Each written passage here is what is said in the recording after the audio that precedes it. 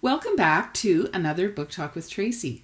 As promised, today I'm going to finish talking about my to-be-read pile, and it just dawned on me something else. This is actually episode 100. What? Here I had thought, I'll do something great, have some kind of fanfare for episode 100, and I'm just talking about books that I've been reading. But I guess that's good because that's what this is supposed to be, right? Talking about books.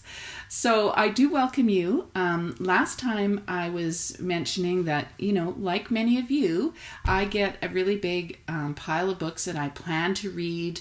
I get some of them for free. Sometimes I buy books and I like to read ebooks. So I've got them on my Kindle app or whatever you choose, but I do use the Kindle app and I read them on my phone or whatever. And then I just have all these books. And sometimes I don't get around to reading them. And then if I do feel like reading, I almost don't know where to begin. So recently I had some time, a little more time than usual, and I sort of organized my books into some collections on my app. And I thought, I'm going to get reading some of these books. And it's been so great. So last time I was telling you about Janice Dick's series, the Happenstance series, and I highly recommend it. I read all 4 of those books in the last couple months. And then I was also talking about G.L. Robinson, who is my new favorite Regency author, if you like Regency books, and I've read a ton of her books. So today I want to keep on talking about some interesting discoveries that I've made really recently when I've been going through my reading list here. Usually when I do read a good book, I try to leave a review. It's very important. And today I want to talk to you about Robert Stermscheg. I was blown away. Well, I know Robert. He lives in Winnipeg, Manitoba, and I have met him a couple of times. And I knew that he had been doing these wonderful translations of Karl May's books, but I had never really taken the time to read them. Now, Karl May, if you don't know, was a 19th century adventure author, sort of along the lines of Alexandre Dumas, the Three Musketeers, that kind of thing. So these were, adventure novels, and they're full of swashbuckling heroes and sword fights, and of course there's romance, and they're written in that style, certainly not exactly what we're used to, a current reader isn't used to, but I was blown away because I'd never actually read anything by Karl May because he wrote in German. So he was a very famous adventure story writer for German-speaking readers. Who knew? Well, Robert did, because he immigrated from Austria as a boy, or actually from Yugoslavia, I guess, but he was of Austrian descent. So German was his first language, and he grew up reading Karl May and thought, wow, how can it be that these are not translated into English? He looked and he couldn't find them. So he took it upon himself over, quite a while to start translating some of these books by Karl May.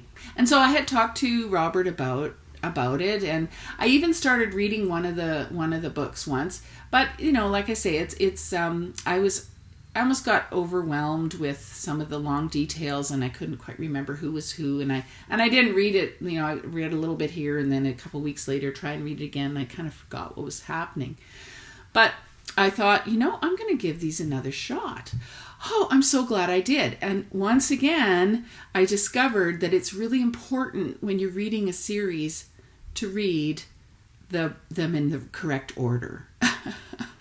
So I guess that was my problem, right? I tried to read book number 3, and there was just so many characters and things going on, and it felt like I was missing something. Well, guess what? I was.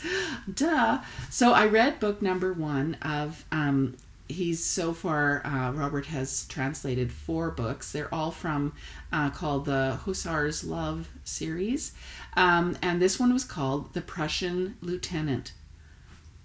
Who knew? Who knew? What a great book. I was amazed. And so I started reading, and really I read through probably in a couple of days. I just was reading this book, and it was awesome. As I said, it is old-fashioned in some ways because of the era when it was written, but yet the story is so rich. And I think Robert did such a great job of bringing it forward in and translating it in such a way that a modern sensibility could still enjoy the stories. And I have to say, I am just really in awe of his skill at translating these into modern English language that makes it so accessible. So I was blown away. The Prussian Lieutenant, loved it. So much so that I'm currently reading the second book in the series called The Marabout's Secret, and I just went and downloaded them all. Like then book 3, The Buried Secrets, and book 4, Captain Richemont, who is the dastardly evil villain in all 4 books. You know, like the good guys are good and the bad guys are really bad. And that's, you know, one of the hallmarks, I think, of that era and what makes it so fun. But I have to say, like, give it a try. Like, if you like adventure stories, and yes, there is, you know, there's romance, and I mean, the romance, it's sort of old fashioned, you know, it's sort of the love at first sight kind of deal, and that, but just really, really enjoyable. Sometimes, as is the style from that type of writing from that era, there is sometimes a lot of explanation, and certainly Karl May, you know, does that. Like the series spans like 3 generations, so sometimes, you know, in order to sort of catch the reader up, he'll have to sort of explain what took place in the last 25 years until we suddenly are, you know, in the present again with the new hero. So there's some of that, of course, but they're just really worthwhile. Like I'm amazed, along with Robert, how can these wonderful books not have been translated into English before? I don't know. Like, I don't know how that could happen. And I just wish everybody could get a hold of them, you know, like, they're suitable for, I'm sure, you know, children's age, certainly young, you know, 12 to 16, whatever, adventure stories, but everybody will love these books. Like, I love these books. And as I said, I like reading on my phone, but I think this is a set that I would love to have on my shelf. Like, I'm not even kidding. So I'm probably going to look at getting the paperbacks and having them on my shelf because they're just that good. Now, having read some of these works that were translated by Robert Stermscheg, I thought, well, I need to read. He's got some other books that he's written, but I was really fascinated to read his father's biography. So he wrote a biography of his dad. So it's a true story because his dad was in a German Nazi concentration camp during World War II. And then later, after World War II, the family had to escape from Yugoslavia and the communist regime. So it's very fascinating. So I've also read that one, which is called POW 74234, I believe is the name of it. But, you know, if you look up Robert Stermscheg, you'll see that book is there as well. So I'm talking about my to-be-read pile. And yes, I've been doing lots of reading. So exciting, reading Robert's books.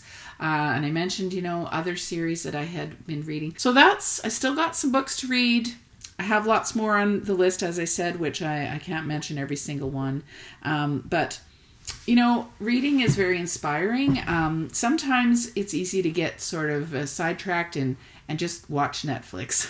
I don't know if you ever do that, but sometimes I do. And, you know, we get our entertainment that way. But read a book. Like, it's so rich. It's so wonderful. And I've come across some great books recently, and I'm so glad to be able to share that with you. May I encourage you, if you do like reading, to check out some of my books. I do write romantic suspense from a Christian worldview. I've got 14 novels, in fact, so you can check out any of those on my website, tracykraus.com. And I'd be more than happy if you left a review, certainly, if you enjoy any of my books. So I think that is it for episode 100 of Book Talk with Tracy. So glad that you joined me today, and I look forward to seeing you again very soon. Bye-bye.